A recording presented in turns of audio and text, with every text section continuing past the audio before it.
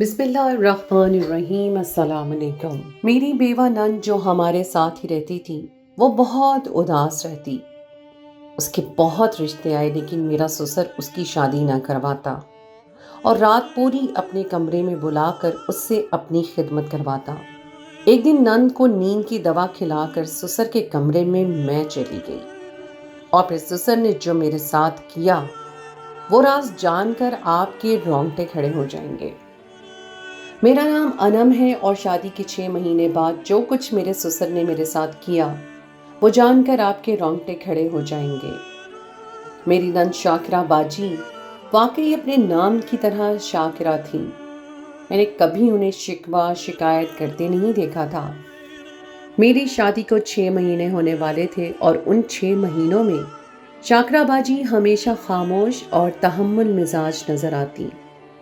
وہ میرے شوہر رفاقت کی بڑی بہن تھیں جو میری شادی سے کچھ وقت پہلے ہی بیوہ ہوئی تھیں۔ اولاد کی نعمت سے بھی محروم تھیں اور وہ یوں ہمارے گھر کا ایک خاموش حصہ بن گئی تھیں جو سب کا خیال رکھتی لیکن کسی کی توجہ ان پر نہ جاتی، خاص کر کے میرے شوہر کی۔ سسرال میں میرے سسر کے علاوہ ایک شاکرہ باجی ہی تھیں اور رفاقت سے میری شادی بھی باجی نے ہی کروائی تھی۔ وہ مجھے بہت ہی اچھی لگتی تھی لیکن ایک بات بہت عجیب تھی جو شادی کے کچھ مہینوں بعد مجھے نظر آنے لگی تھی اور وہ میرے سسر کا شاکرہ باجی کے ساتھ عجیب و غریب رویہ تھا۔ رات ہوتے ہی میرے سسر شاکرہ باجی کو اپنے کمرے میں بلوا لیا کرتے تھے اور بیچاری شاکرہ باجی ساری رات ان کی خدمت میں گزار دیتی، جبکہ میرے سسر ایک صحت مند انسان تھے اور میں نے ان میں ایسی کوئی بیماری نہیں دیکھی تھی جو انہیں رات بھر کسی کی خدمت کی ضرورت ہوتی۔ میرے سسر ایک 55-56 سال کے ہٹے کٹے مرد تھے۔ جب پہلی دفعہ میں نے انہیں دیکھا تھا تو مجھے یقین ہی نہیں آیا تھا کہ وہ رفاقت کے ابا ہیں۔ وہ روز صبح واک پر جاتے اور باہر کے سارے کام کاج بھی وہی نپٹاتے۔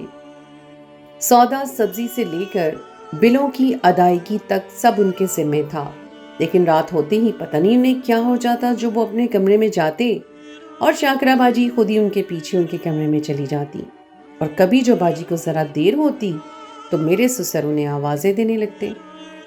مجھے یہ بات بالکل سمجھ نہیں آئی تھی کہ میرے سسر کو آخر ایسی کون سی خدمت کی ضرورت ہوتی ہے جس کے بغیر ان کا گزارا نہیں ہوتا۔ پہلے پہل تو میں سمجھتی تھی کہ شاید شاکرہ باجی زبردستی اپنے ابا کی اتنی خدمت کرتی ہیں، لیکن دھیرے دھیرے مجھے احساس ہوا کہ وہ اپنی مرضی سے ایسا کرتی ہیں۔ ساری رات اپنے ابا کے کمرے میں گزارنے کے بعد شاکرہ باجی صبح کا تھوڑا سا وقت سوتی تھیں اور پھر سارا دن میرے ساتھ گھر کے کاموں میں لگی رہتی۔ ان کی آنکھوں سے نیند کا نشہ صاف ظاہر ہوتا اور میں سوچتی کہ وہ ساری رات اپنے ابا کی خدمت کیسے کر لیتی ہیں۔ کسی بھی نارمل انسان کے لیے 8 گھنٹے کی نیند تو بہت ہی ضروری ہے، جبکہ شاکرہ باجی بمشکل 3 سے 4 گھنٹے سوتی تھیں۔ مجھے ایسا محسوس ہوتا جیسے میرے سسر کو ان کی ذرا بھی پرواہ نہیں، ورنہ کوئی بھی آدمی اپنی بیوہ بیٹی سے اتنی خدمت کیسے لے سکتا تھا۔ ابا کو تو شاکرہ باجی کی شادی کے بارے میں سوچنا چاہیے تھا، لیکن مجھے ایسا لگنے لگا تھا جیسے ابا ان کی شادی کرنا ہی نہیں چاہتے۔ جب سے میری شادی ہوئی تھی میرے سامنے ہی شاکرہ باجی کے 4 سے 5 رشتے آ گئے تھے جو بہت ہی اچھے اور قابل لڑکوں کے تھے۔ رشتہ لے کر آنے والی فیملیز بہت ہی پڑھی لکھی اور سلجھی ہوئی تھیں، لیکن ان کے سامنے میرے سسر کا رویہ بہت ہی عجیب اور غیر معمولی سا ہوتا۔ میں رشتے والوں کے ساتھ بیٹھ کر خوش اخلاقی سے بات کرتی اور میرے سسر مجھے عجیب سی نظروں سے دیکھتے جیسے میں کوئی گناہ کر رہی ہوں۔ باجی کو رشتے والوں کے سامنے بھی نہ آنے دیتے اور میں ہی چائے پانی پیش کرتی۔ سسر خود ہی تھوڑی بہت بات چیت کرنے کے بعد یہ کہہ کر انکار کر دیتے کہ میری بیٹی فی الحال شادی نہیں کرنا چاہتی، اور یہ سن کر میں حیران رہ جاتی۔ میرے سامنے کبھی باجی نے ایسی کوئی بات نہیں کی تھی، اور اگر باجی شادی کے لیے راضی نہیں تھی تو ابا کو انہیں راضی کرنا چاہیے تھا۔ آخر کب تک باجی تنہا رہ سکتی تھیں، اور پھر وہ ابھی جوان تھیں۔ 1-2 دفعہ رشتے والوں کے جانے کے بعد میں نے ابا سے کہا کہ میں باجی سے بات کرتی ہوں، کب تک وہ اکیلی زندگی گزاریں گی، لیکن میری بات سن کر ابا نے مجھے غصے سے دیکھا اور کہنے لگے، بہو तुम्हें क्या लगता है, क्या मैंने शाकिरा को मनाने की कोशिश नहीं की होगी?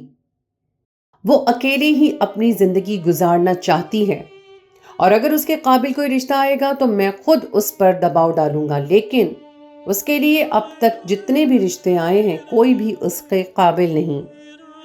अब्बा ने मुझे सख्ती से कह दिया, बहू बेहतर ये है कि तुम शाकिरा से इस बारे में कोई बात ना करना।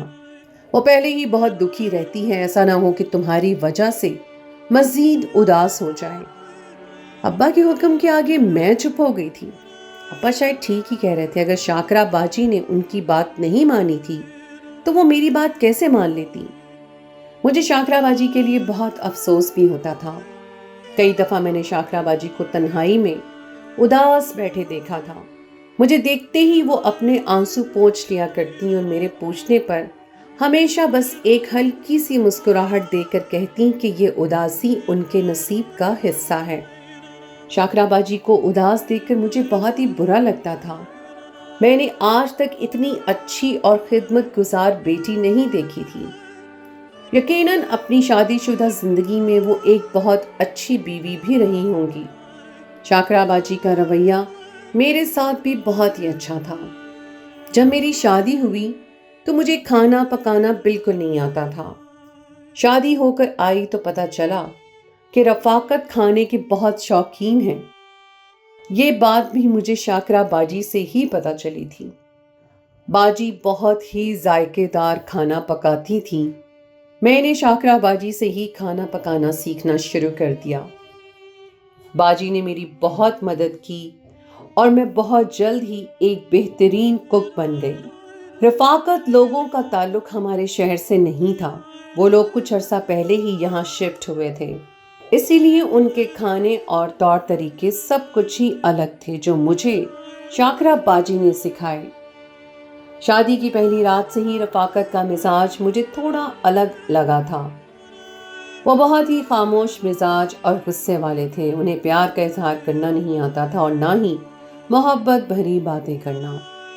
हमारे दरमियान कभी ऐसी कोई बात नहीं हुई थी जैसी मैं शादी से पहले सोचा करती थी। मुझे हमेशा से लगा था कि मेरा शौहर मेरी खूबसूरती से मुतासिर होगा और मेरी तारीफ किया करेगा, लेकिन ये सब बातें महज मेरी सोच बनकर ही रह गई थी।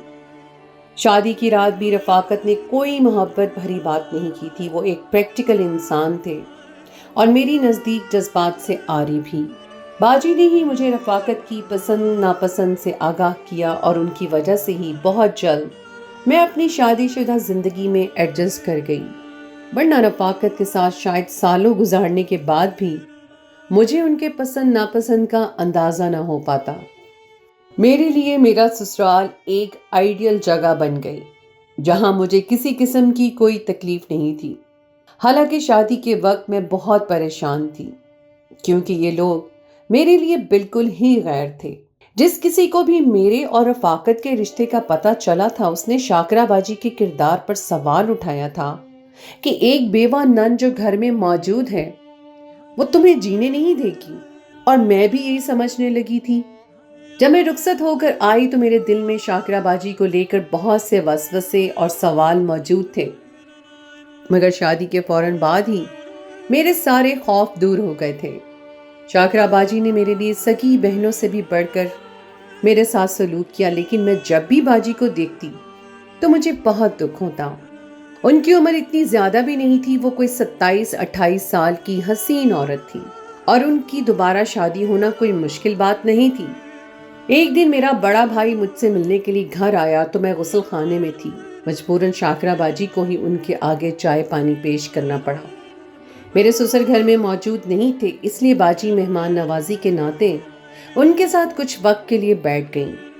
जब मैं अपने भाई के पास आई तो शाकिरा बाजी अपने कमरे में चली गईं। मेरा भाई फहद कहने लगा, तुम्हारी नन तो बहुत ही अच्छी खातून है, बहुत ही पढ़ी लिखी और सुलझी हुई मालूम होती है, तुम लोग उनकी शादी क्यों नहीं करवाते? मैंने फौरन ही भाई को आहिस्ता आवाज में बात करने के लिए कहा। मुझे डर था कि कहीं ये बात बाजी के कानों में न पड़ जाए। उनकी शादी का मौजू तो वैसे ही बहुत हसास बन चुका था। मैंने भाई को बताया कि बाजी अपनी शादी नहीं करना चाहती और मेरे ससुर को कोई रिश्ता उनके काबिल नहीं लगता। میری بات سن کر فہد بھائی کہنے لگے اگر ایسی بات ہے تو رفاقت سے بات کرو، وہ بھائی ہے، اپنی بہن کا گھر بسانے کی خواہش رکھتا ہوگا۔ مجھے تمہاری نند بہت اچھی لگی ہے اور میں اس سے شادی کرنا چاہتا ہوں۔ فہد بھائی کی بات سن کر میں حیران رہ گئی۔ میں نے آج تک رفاقت سے اس بارے میں بات کرنے کا نہیں سوچا تھا۔ فہد بھائی ٹھیک ہی کہہ رہے تھے، ایک بھائی اپنی بہن کی شادی کا ارمان ضرور دل میں رکھتا ہوگا۔ ساتھ ہی مجھے اس بات کی خوشی بھی تھی کہ میرا بھائی ایک بیوہ عورت کو اپنانے کی خواہش رکھتا ہے۔ میں نے بھائی سے کہا کہ ٹھیک ہے، میں بات کر کے دیکھوں گی۔ شام کے وقت جب رفاقت گھر لوٹے تو میں نے انہیں فہد بھائی کے آنے کے بارے میں بتایا۔ وہ سن کر بہت خوش ہوئے اور کہنے لگے تمہیں اپنے بھائی کو کھانے پر ضرور روکنا چاہیے تھا۔ رفاقت کا موڈ اچھا معلوم ہو رہا تھا، اس لیے میں نے باتوں باتوں میں باجی کا ذکر نکالا اور ان سے کہا کہ باجی کب تک تنہائی کی زندگی گزاریں گی، مجھے انہیں اس طرح دیکھ کر اچھا نہیں لگتا۔ ابا جی کی خدمت صرف باجی کی ذمہ داری تو نہیں ہے، آپ بھی ابا جی کی خدمت کر سکتے ہیں۔ اگر ہم باجی کی شادی فہد بھائی سے کروا دیں تو باجی کی زندگی بھی سنور جائے گی اور ہمارا رشتہ بھی مضبوط ہو جائے گا۔ فہد بھائی اپنی خوشی سے باجی کو اپنانے کے لیے تیار ہیں۔ میری بات سن کر رفاقت ہتھے سے اکھڑ گئے اور کہنے لگے ابھی تمہیں آئے 4 دن نہیں ہوئے اور تمہیں شاکرہ کا وجود کھٹکنے لگ گیا ہے۔ تمہارا بھائی یہاں میری بہن پر اپنی گندی نظر ڈالنے کے لیے آیا تھا۔ تمہارے بھائی کو ذرا شرم نہیں آئی کہ ہمارے گھر آ کر ہماری ہی عزت پر نظر ڈال گیا۔ رفاقت کی بات سن کر میرے قدموں تلے سے تو زمین نکل گئی۔ میں تو شاکرہ باجی کی بھلائی کے لیے یہ بات کر رہی تھی، لیکن رفاقت نے میری بات کا کوئی اور ہی مطلب نکال لیا تھا۔ میں نے رفاقت کو سمجھانا چاہا کہ میرا بھائی ایک شریف اور باکردار انسان ہے، لیکن وہ تو کچھ سننے کے لیے تیار ہی نہیں تھے۔ وہ غصے میں گھر سے باہر نکل گئے تھے اور میرے ہاتھ پاؤں کانپنے لگے تھے۔ میں نے پہلی بار رفاقت کو اس قدر غصے میں دیکھا تھا۔ رفاقت کے دروازہ پٹک کر جانے کی آواز شاکرہ باجی نے بھی سن لی تھی، اسی لیے وہ فوراً میرے پاس چلی آئی اور مجھے روتا دیکھ کر پریشان ہو گئی۔ رفاقت کے رویے پر میں اس قدر پریشان ہو گئی تھی کہ میں نے شاکرہ باجی کو یہ بتانا مناسب نہ سمجھا کہ میں ان کی شادی کے بارے میں بات کر رہی تھی، ورنہ شاید انہیں بھی یہی لگتا کہ میں انہیں اس گھر میں بھگانا چاہتی ہوں۔ ایک وہی تو تھی جن سے میں اپنے دل کی بات کہہ دیا کرتی تھی۔ شاکرہ باجی کے پوچھنے پر میں نے بس اتنا ہی کہا کہ میاں بیوی کے درمیان چھوٹے موٹے جھگڑے ہو ہی جایا کرتے ہیں۔ رفاقت بھی میری ایسی ہی کسی چھوٹی سی بات پر ناراض ہو گئے ہیں، لیکن وہ جلد مان جائیں گے۔ میری بات سن کر شاکرہ باجی کہنے لگیں یہ بات تو تم ٹھیک ہی کہہ رہی ہو، میاں بیوی کے درمیان جھگڑے ہو ہی جاتے ہیں۔ مجھے یقین ہے کہ رفاقت ایک نہ ایک دن مان ہی جائے گا۔ ان کی آواز میں اس قدر دکھ تھا کہ مجھے افسوس ہوا کہ میں نے ان کے سامنے میاں بیوی والی بات کیوں کہہ دی۔ ان کے شوہر حیات نہیں تھے اور میری اس بات نے شاید انہیں اس کمی کا احساس دلا دیا تھا۔ میں اپنے آپ میں ہی شرمندہ ہو گئی۔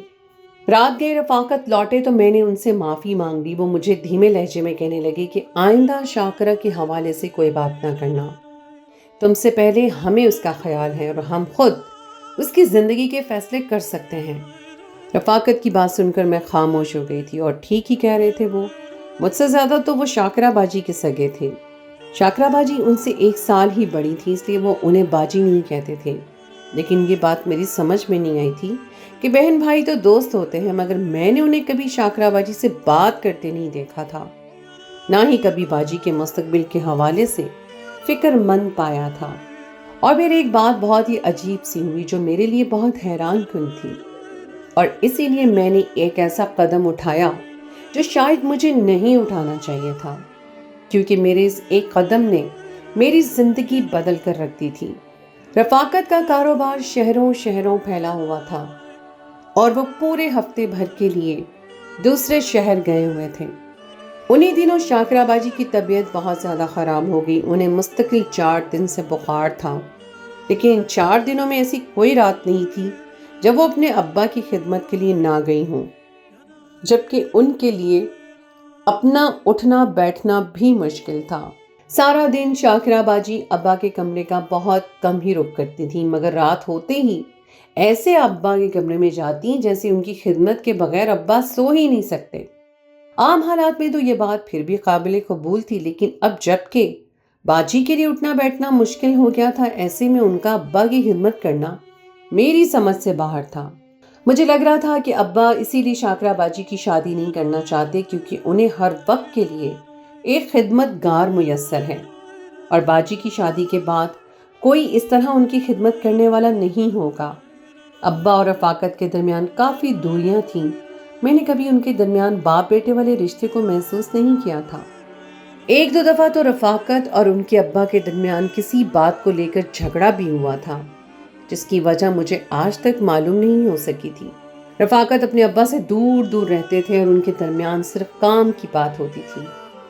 کبھی کبھی تو مجھے ایسا محسوس ہوتا تھا جیسے وہ اپنے ابا کو پسند ہی نہیں کرتے۔ اب جب کہ رفاقت یہاں موجود نہیں تھے اور شاکرا باجی کی طبیعت اتنی خراب تھی، ایسے میں ابا کو ان پر رحم نہیں آیا تھا، لیکن مجھے شاکرا باجی پر بہت رحم آ رہا تھا۔ میں خود ہی شاکرا باجی کو ڈاکٹر کے پاس لے گئی اور انہیں دوا دلوا کر لے آئی۔ میں نے ڈاکٹر سے خاموشی سے کہہ کر نیند کی دوا بھی لکھوا لی تھی۔ مجھے یقین تھا کہ شاکرا باجی کو آرام اور نیند کی ضرورت ہے۔ میں نے شاکرا باجی کو بنا بتائے ان کی دوا کے ساتھ نیند کی دوا ملا کر کھلا دی اور انہیں اپنے کمرے میں لے آئی۔ میں نے ان سے کہا کہ رفاقت کے بغیر مجھے نیند نہیں آ رہی ہے، آپ کچھ دن میرے ساتھ میرے کمرے میں لیٹ جائیں، پھر ابا کے پاس چلی جائیے گا۔ شاکرا باجی فوراً میری بات مان گئیں اور میرے ساتھ ہی بیڈ پر سکون سے لیٹ گئیں۔ دواؤں نے اپنا اثر دکھایا تھا اور تھوڑی ہی دیر میں وہ گہری نیند سو گئی۔ میں نے ان کے ماتھے پہ ہاتھ رکھا تو خدا کے فضل و کرم سے ان کا بخار بھی اتر چکا تھا۔ مجھے یقین تھا کہ صبح تک وہ بالکل ٹھیک ہو جائیں گی۔ تھوڑی دیر میں ہی گزری کہ ابا نے شاکرا باجی کو آوازیں لگانا شروع کر دی تھی۔ پہلی دفعہ مجھے اپنے سسر پر شدید غصہ آیا تھا۔ پتہ نہیں وہ کیسے باپ تھے جن کے سینے میں دل ہی نہیں تھا۔ باجی کس قدر شدید بخار میں تپ رہی تھی، لیکن ابا کو اپنی خدمت کی پڑی ہوئی تھی۔ میں نے سوچا کہ ایک رات اگر شاکرا باجی کے بجائے میں ابا کی خدمت کر رہا ہوں تو کیا برائی ہے، میں بھی تو رشتے میں ان کی بیٹی ہی ہوں۔ میں نے اپنے کمرے کا دروازہ اور لائٹ بند کر دی اور خود ابا کے کمرے میں چلی گئی۔ ابا کے کمرے کی لائٹ بند تھی۔ جیسے ہی میں نے دروازہ کھول کر اندر داخل ہوئی تو ابا کی آواز میرے کانوں میں ٹکرائی۔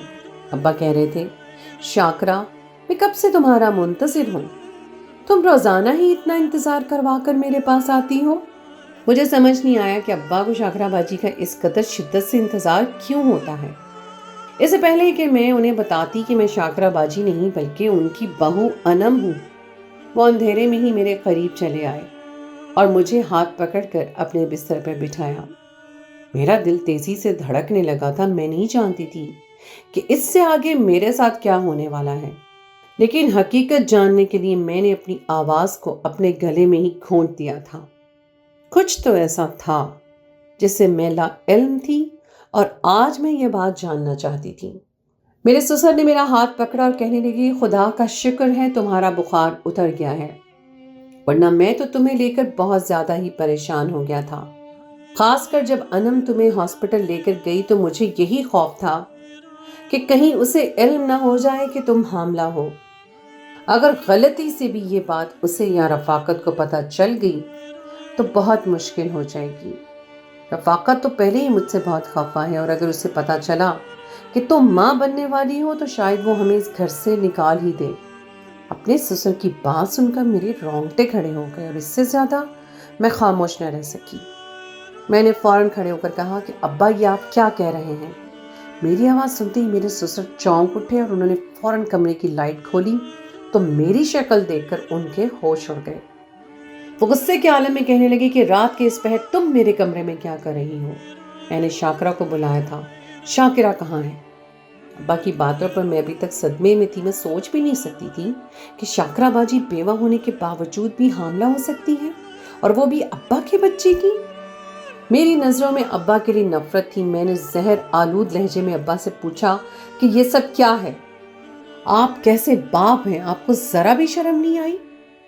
میری بات سن کر ابا کی نظریں شرم سے چھپ گئیں اور وہ کہنے لگے، بہو ایسا کچھ نہیں ہے جیسا تم سمجھ رہی ہو، ایک دفعہ میری بات سن لو، फिर तुम्हें खुद ही पता चल जाएगा कि कौन सही है और कौन गलत।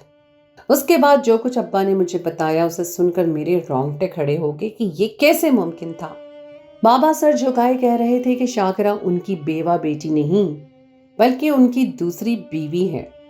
अपनी पहली बीवी के इंतकाल के बाद उन्होंने सालों तन्हाई की जिंदगी गुजारी और फिर उनकी जिंदगी में शाकरा चली आई जिससे उन्हें मोहब्बत हो गई। उस वक्त रफाकत की उम्र 24 साल थी जब मेरे ससुर ने रफाकत से अपनी और शाकरा की शादी की बात की। रफाकत ये सुनकर हत्थे से उखड़ गए कि उनके बाप उम्र के इस हिस्से में शादी की बात कर रहे हैं जबकि उनकी शादी की उम्र हो गई है।